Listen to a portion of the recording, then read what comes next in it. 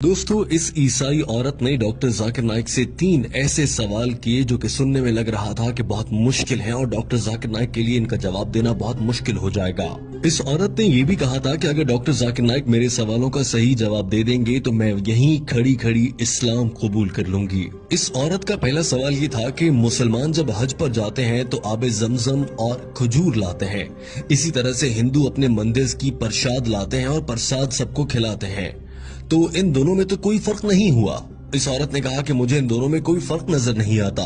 इस औरत का दूसरा सवाल ये था कि एक मर्द के साथ जिनसी ताल्लुक क्यों नहीं बना सकता, इसी तरह से एक औरत के साथ जिनसी ताल्लुक क्यों नहीं बना सकती। इस्लाम में हम जिन्स परस्ती से मना क्यों किया गया है।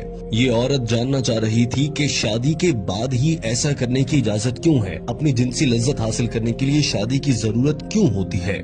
और हम जिन्स परस्ती जिसमें मर्द को औरत के साथ करने वाली लज्जत ही महसूस होती है या औरत को मर्द के साथ वाले ताल्लुक की लज्जत ही महसूस होती है, उससे मना क्यों किया गया है। इस ईसाई औरत का तीसरा सवाल ये था कि जन्नत में हजरत आदम अलैहिस्सलाम के कहने पर अम्मा हवा ने कुछ खाने का फल खा लिया था, जिसकी वजह से आज तक उन्हें भुगतना पड़ रहा है और औरतों को बच्चे पैदा करने की जिम्मेदारी दे दी गई है कि औरतों को ही इसी दर्द से क्यों गुजरना पड़ता है। इस औरत ने कहा कि मेरा सवाल ये है कि क्या ये सच है कि औरतों को बच्चा जनने की तकलीफ इसीलिए दी गई है क्योंकि अम्मा हवा ने हजरत आदम के कहने पर गलती से वो फल खा लिया था, इसीलिए सारी दुनिया की औरतों को सजा के तौर पर अब बच्चा पैदा करने की तकलीफ से गुजरना पड़ता है।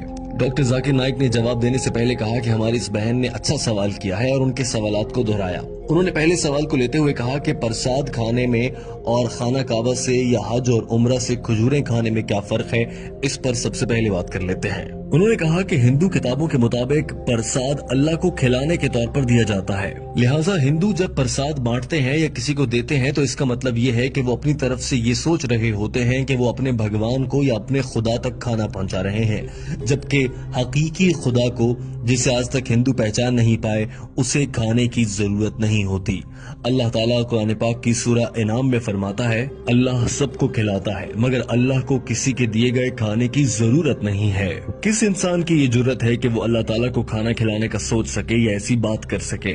डॉक्टर जाकिर नाइक ने कहा कि कुरान पाक में 3 से 4 मरतबा ये कहा गया है कि गैरुल्लाह के नाम से मंसूब करके खिलाया गया खाना हराम होता है, यानी अल्लाह के सिवा किसी को शरीक ठहराते हुए उसके नाम पर दिया गया कोई भी खाना हराम होगा।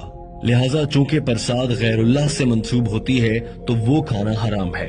अब बात कर लेते हैं खजूर की, जो कि मुसलमान खाना कावा से या उम्रे से वापसी पर लाते हैं। हम मुसलमान खजूर खाते हुए या आबे जमजम पीते हुए ये हरगिज नहीं कहते कि हम अल्लाह को खिला रहे हैं। और सऊदी अरब का सबसे मशहूर फल खजूर है, वहाँ की खजूरें बहुत मशहूर हैं। यही वजह है कि कोई भी मुसलमान वहाँ से खजूरें लाता है और ये कभी नहीं कहता कि मैं अल्लाह को खाना खिला रहा हूँ, नौजुबिल्लाह।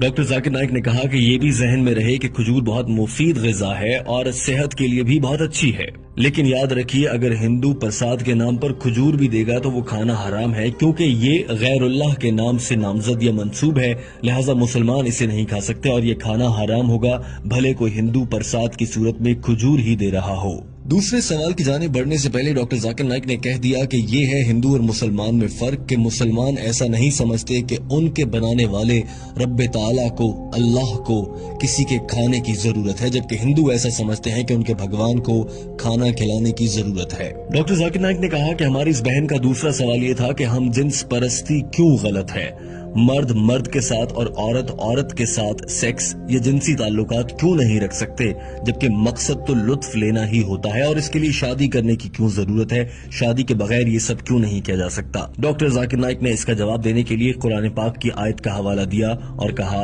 अल्लाह ताला कुरान पाक की सूरह असरा आयत नंबर 32 में फरमाता है कि ज़िना के करीब मत जाओ क्योंकि ये बेहयाई और बुरा रास्ता है। और कुरान पाक में एक और जगह इरशाद फरमाया गया है कि और तुम मर्दों के साथ जिनसी ताल्लुक रखते हो, यानी तुम हद से गुजरते हो, बिलाशुबा ये बेहयाई है, यानी तुम इस्लाम में लगाई गई हम जिन्स परस्ती पर पाबंदी को तोड़ने वाले हो, जो कि हराम है। और अल्लाह ताला ने मियाँ बीवी के लिए एक दूसरे के दिल में मोहब्बत रख दी है, बेशक गौर करने वालों के लिए इसमें बहुत सी निशानियां हैं। लिहाजा हम जिन्स परस्ती से लज्जत लेना कुरान पाक की रूह से इंतहाई गलत है اور ہم جنس پرستی میں لطف تو ہو سکتا ہے مگر محبت نہیں ہو سکتی، جو کہ اللہ تعالیٰ نے خالصتاً میاں بیوی میں ایک دوسرے کے لیے رکھ دی ہے۔ اور سائنس بھی یہ کہتی ہے کہ انسان حقیقت میں ہم جنس پرستی کو ناپسند کرتے ہیں۔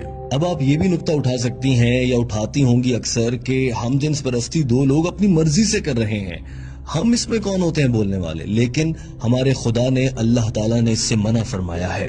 ڈاکٹر ذاکر نائک نے کہا کہ اسلام نے اس حوالے سے شادی کو اسی لیے رکھا ہے، اسی لیے انسان میں جنسی لذت حاصل کرنے کی خواہش بھی بہت زیادہ رکھی گئی ہے تاکہ وہ جلد از جلد شادی کریں اور اس کے بعد ان کی اولاد نرینہ ہو اور انسانوں کی آمد کا سلسلہ قیامت تک یوں ہی چلتا رہے۔ اور اگر ہم جنس پرستی ہوگی تو بچے کیسے پیدا ہوں گے؟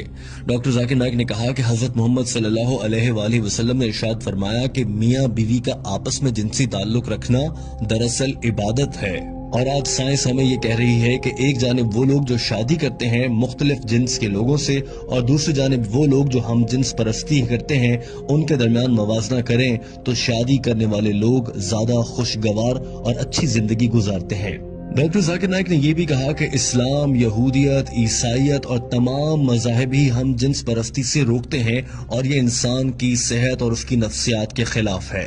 ڈاکٹر ذاکر نائک نے کہا کہ میں جب کینیڈا گیا تو میں نے وہاں پر دیکھا کہ ہم جنس پرستی کے اشتہار لگے ہوئے تھے، جبکہ کینیڈا جیسے ملک میں اس سے منع کیا گیا ہے۔ پوری دنیا میں اس سے منع کیا جا رہا ہے اور اب دنیا کو یہ سمجھ آ رہی ہے کہ یہ کام غلط ہے اور پوری دنیا اب ہم جنس پرستی پر پابندی لگا رہی ہے، مگر بھارت میں ہم جنس پرستی کو اور اس رواج کو فروغ دینے کی باتیں ہو رہی ہیں اور اسے عام کرنے کے لیے قانون بنانے کی باتیں کی جا رہی ہیں، جو کہ غلط ہے۔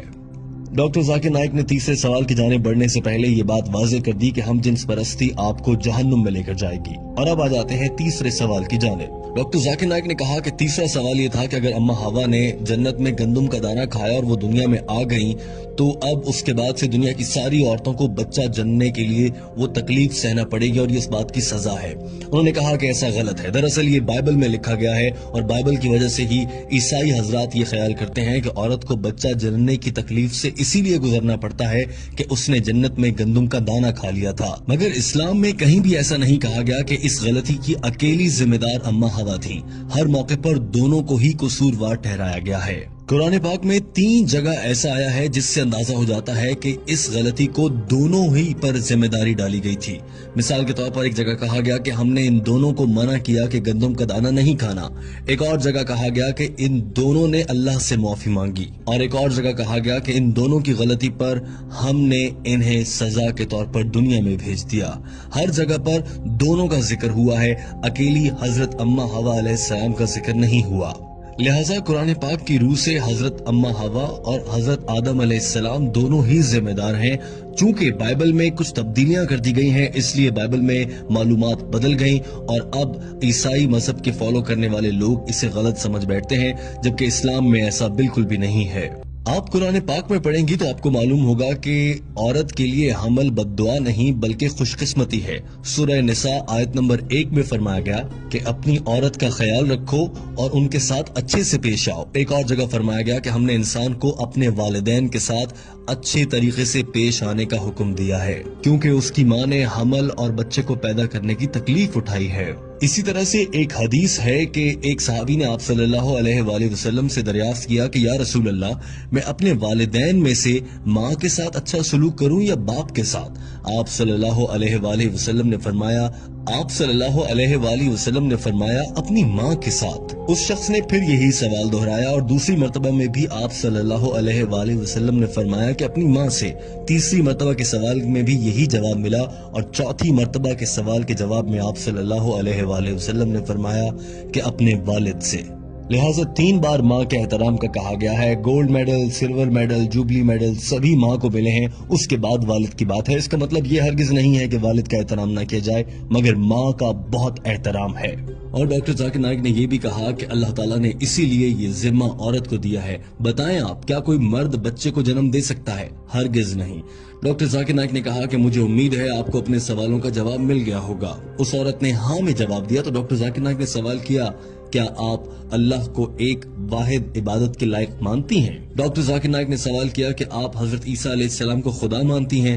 اس عورت نے جواب میں کہا نہیں۔ ڈاکٹر ذاکر نائک نے سوال کیا کہ پھر آپ انہیں کیا مانتی ہیں؟ جواب دیا کہ میں انہیں پیغمبر مانتی ہوں۔ سوال ہوا کہ کیا آپ حضرت محمد صلی اللہ علیہ وآلہ وسلم پر ایمان رکھتی ہیں اور انہیں اللہ کا آخری نبی مانتی ہیں؟